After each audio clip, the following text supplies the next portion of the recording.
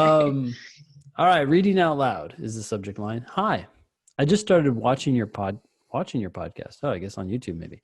And I've already found so many useful LSAT tips. Thank you! Exclamation point.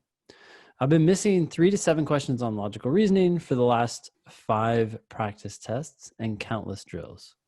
There wasn't a single question type that I was getting wrong, so I figured I must not be fully processing the stimulus. That's when I experimented with speaking out loud. To my surprise, I missed just 2 questions on a 40-question drill. Now I'm looking for an LSAC compliant way to recreate speaking out loud, or at least the mental process that accompanies it. Do you have any suggestions? Or is this discovery too weird to build off of? Best, M. You are not allowed to speak out loud during the LSAT. The LSAT Flex proctors will interrupt you, stop your test, potentially cancel your test if you speak out loud during the test. And that's because they are worried that Ben Olson is like under the table, under the desk, feeding you the answers. So if you read the questions out loud, you could be reading them to Ben. And he could we talked about not talking about that. Oh, sorry. The secret. I am upset. This listener, thank you, by the way, for listening. You're also paying way too much attention to small sample sizes. Missing 3 to 7 questions on at least 5 tests. 5 tests ain't shit. And your special trial that you did where you missed 2 in 40 questions of drilling, you're not timing yourself anyway. And missing 2 out of 40 is good, but it's not crazily, statistically speaking, it's not going to be crazily different than missing 3 to 7 questions in an LR section. So it's in your head.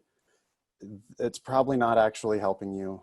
I don't know, Ben, anything about reading out loud? My only thought is if it is helping you, it might be because you're paying attention more when you're reading out loud, and you just need to do that without verbalizing.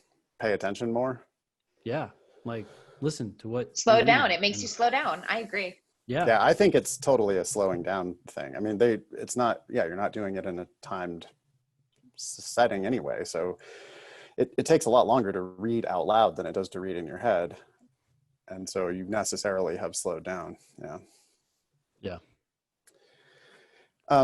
Also, you're probably getting better at the LSAT. I mean, like you've been studying, presumably you've been learning.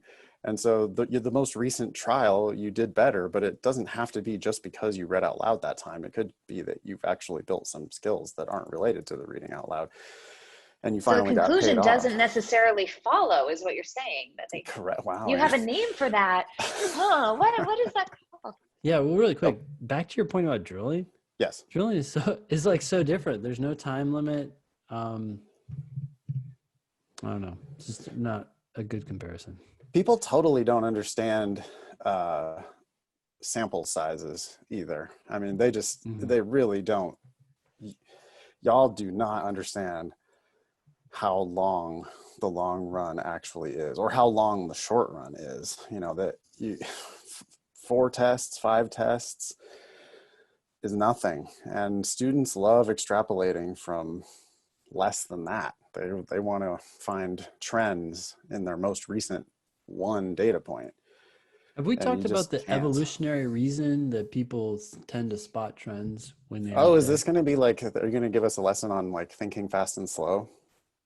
I can't remember what book it was from. It's just the idea that like basically erring towards spotting trends that don't exist is more evolutionary advantageous than not spotting trends that do exist, right? Like you mistakenly think that the grass moving is like a tiger, no consequence. You miss that and you're fucked, right? So right. I can't remember who was going through the different things, but we're kind of programmed to catch things. Pretty sure that's in Thinking Fast and Slow. That book was by Kahneman, which was a really great book about how the brain works. I think you're right. We are amazing at spotting patterns. We're like super good at it, but we're so good at it that we see patterns in where there is no in fact signal. We can infer a signal when there is no signal. Yep. You got to break that. That's what we're trying to tell you. Yeah, I mean, every student always wants to ask me about trends and plateaus and, Question types. M mentioned that here. Oh, I'm not getting a single question type. What? It's like, yeah. right. And so it's like the way M can improve, the route forward involves those 2 questions that they missed on that 40 question drill. I don't give a shit about the reading out loud. I want to look at let's look at one question you missed and let's learn as much as we can about that one question. Yeah. And then let's do that again. And, this trend that he or she saw in the I'm missing 3 to 7 questions on LR. Okay, that's 3 to 7 opportunities to learn. And we have to dig in deeply, one question at a time, until you really get it. Somebody asked me yesterday who would be good for the demon and who I thought would not be good for the demon. And we're talking specifically about Demon Live, and I was thinking specifically about my classes. Yeah. As a teacher, the students who aren't going to work well with me are the ones that cannot handle directness, and the ones who cannot humble themselves enough to say, number 17, this one right here, I don't understand X, Y, Z about this question. Yep. You know that student, Ben? It's our least favorite student always. I'm sure you're going to agree with this. The student who they always go, well, I understand it. They go, well, I understand the stimulus and I understand the question. Yeah. And I understand the answer, why the right answer is right. Mm-hmm. But I missed it anyway because, and they're like, all they want to do is just tell you how smart they are. And it's like, well, eventually you better get around to, I don't understand something about this question. Because the question didn't understand you. Like when you put in that answer, it was like, no, that is invalid.